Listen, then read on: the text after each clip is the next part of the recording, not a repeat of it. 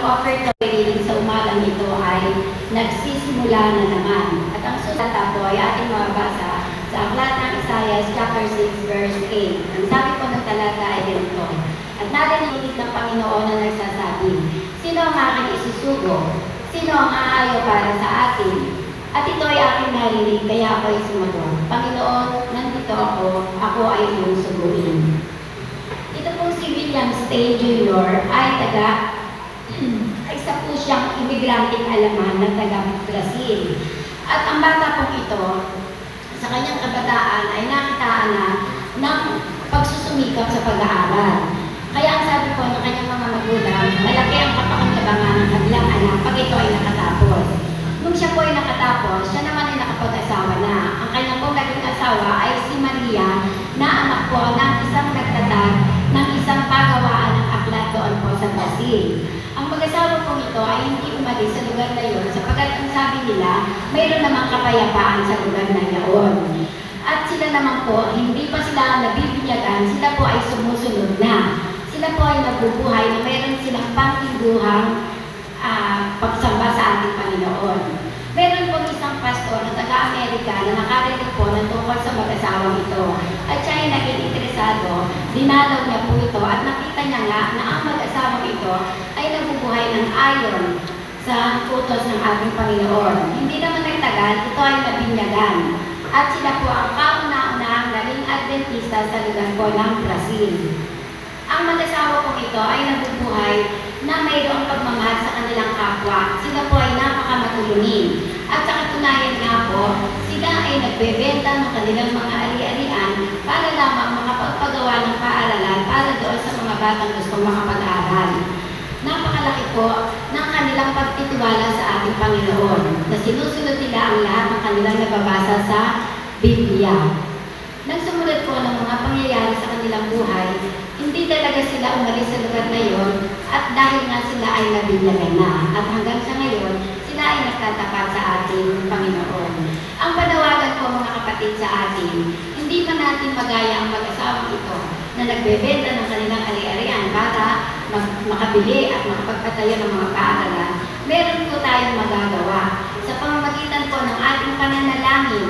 Ang ating pong marugdog na pananalangin sa ating Panginoon na tayo ay makatulong sa ating kapwa, napakalaki po. At higit sa lahat, huwag natin kalilimutan na tayo ay magbalik ng ating may kasampung bahagi, dagdagan pa ito ng ating mga pangakong handog na malaki po ang magagawa para sa ating pong mga misyonero na nakakarating sa ibang lugar na sila po ay nangangaral sa mga tao upang ang mga taong ito ay maakay nila sa pangnan ng ating Panginoon upang sa pagbabalik ng ating Panginoon sa ikalawa, hindi lang tayo ang maligtas. Bagkus, maraming kaluluwa ang sasalubog sa kanyang ikalawang pagdating. Nakahanda na po ang ating mga kabataan upang tayo ay paglinturan.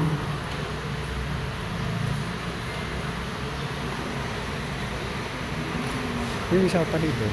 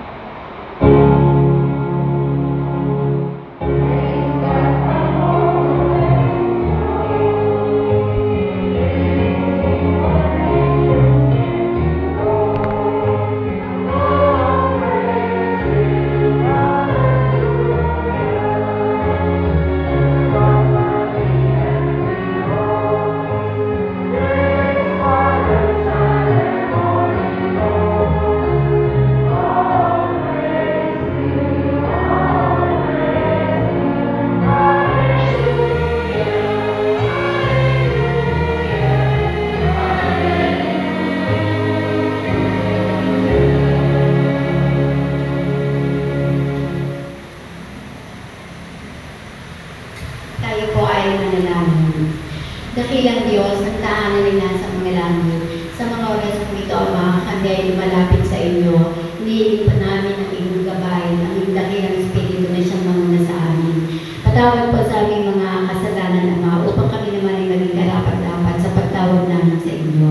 Pagnabayan mo po ang bawat isa. Gawin mo po kami matibay sa aming pananampalataya. At higit sa lahat, Ama, tulungan kami na makaakay ng aming